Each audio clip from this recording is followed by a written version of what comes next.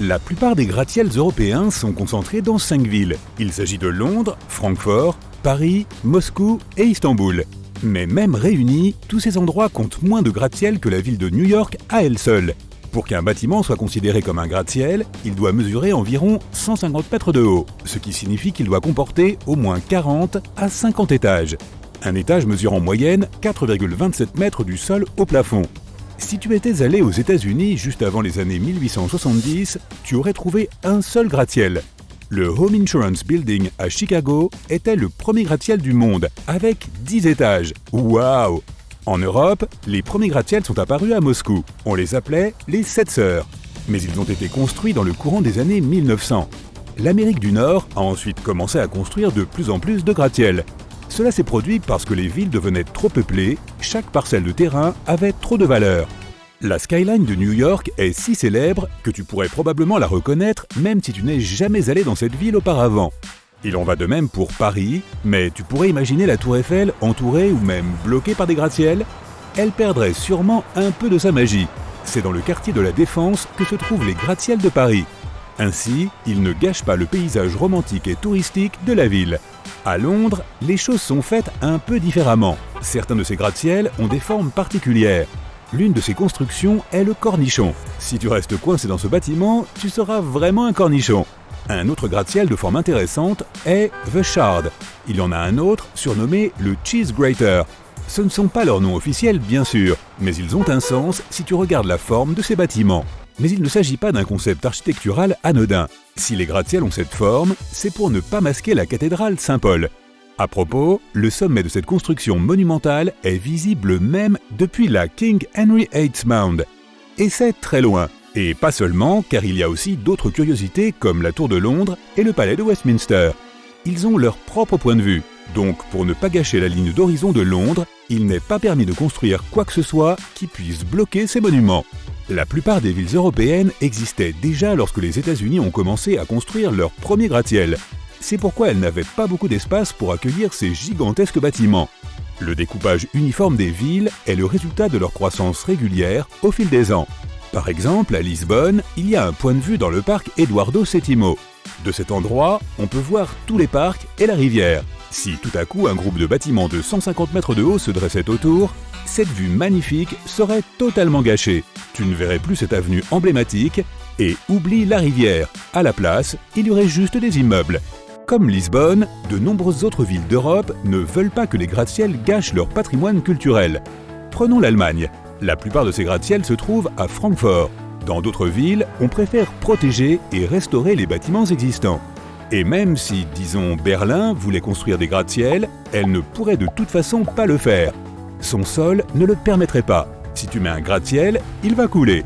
Construire une fondation pour un très haut bâtiment à Berlin signifierait investir beaucoup d'argent. Le sol est trop sablonneux et trop mou.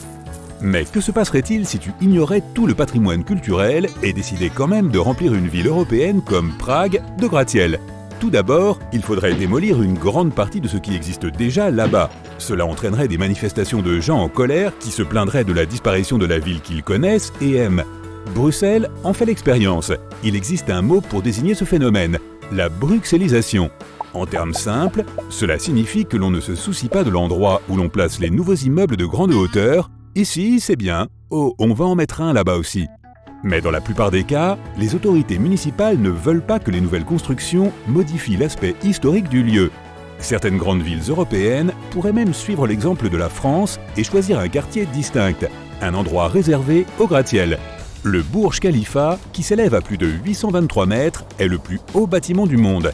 Sa construction n'a pas été une mince affaire. Il a fallu 6 ans pour le construire, et les gens disent que cela en valait la peine.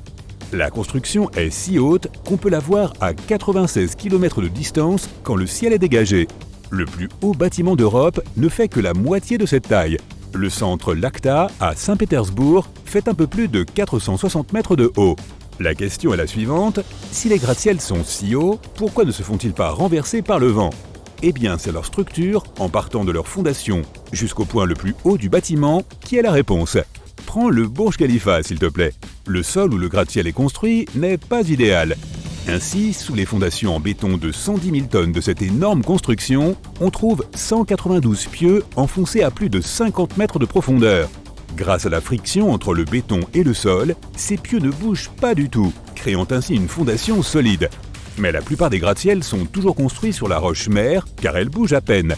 Leur charpente est faite d'acier. Si tu voyais un gratte-ciel sans sa structure externe, tout ce que tu verrais serait un tas de poutres en acier. Plus le bâtiment est haut, plus les vents exercent une influence sur lui. Les maîtriser est l'un des plus grands défis que doivent relever les gratte-ciels.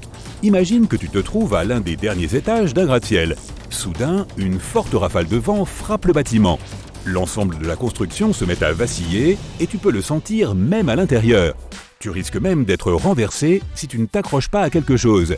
Pour éviter ce genre de situation, la plupart des gratte-ciels ont une structure pendulaire à l'intérieur.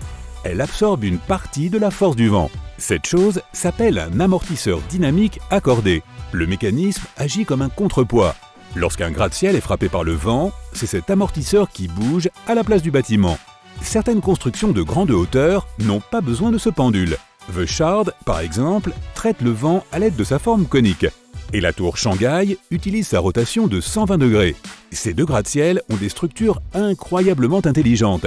C'est pourquoi elles ne vacillent pas trop lorsque le vent les frappe. The Shard n'a pas d'amortisseur dynamique accordé, et celui de la tour de Shanghai sert uniquement d'attraction touristique.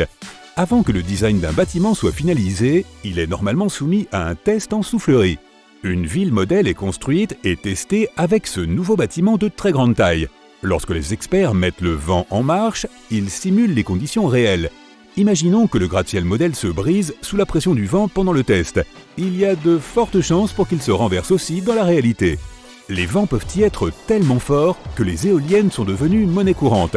Le Bahrain World Center en possède 3, en plein milieu du bâtiment, mais il y en a d'autres.